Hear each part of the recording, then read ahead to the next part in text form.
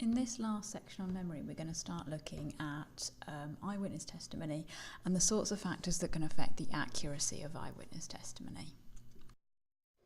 So first of all, what is eyewitness testimony? Well, it's an account given usually to the police about an event which has happened. Usually this is a crime of some sort, and they interview people to get a description of what they saw in order that they can further their investigation.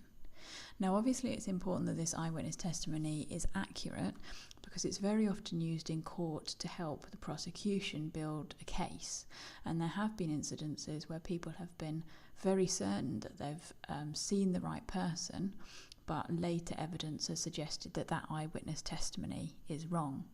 So eyewitness testimony can be very inaccurate. Now, the reason for this is that we don't actually remember things like a camera. So that's not how our memories work. Instead, we take what we see around us and we incorporate it into our schemas, which means when we see an event like a crime, which is quite unexpected and quite novel, we'll fill in gaps and missing bits of information using our schemas and the sorts of things that we expect to see, which means the account that we will eventually tell, although we would genuinely believe it to be accurate, could be quite biased against the schemas that were already pre-existing before we saw the event. So we're going to look at two factors which can affect how accurate someone's eyewitness testimony is, and both of them fall under the umbrella of misleading information. The first one is leading questions, and the second, post-event discussion. So leading questions are, as they suggest, questions which lead a person to a particular answer. So if we look at these two questions, did you see the man and did you see a man? The difference between them is obviously very, very subtle, but the first one is termed a leading question because it suggests that a man was definitely present. Whereas the second one, did you see a man, leaves the witness open to say no, they didn't see a man or there wasn't a man there. The second type of misleading information is post-event discussion. So this is when witnesses have the opportunity to talk to others after they've seen the event.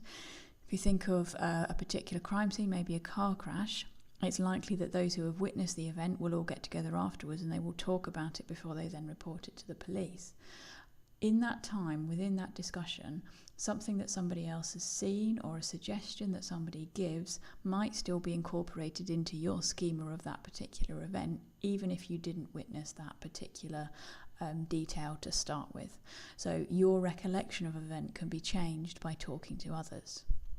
Now, both of these things can decrease the accuracy of the eyewitness testimony which is given, but it is important to remember that people who respond inaccurately due to some form of misleading information aren't lying.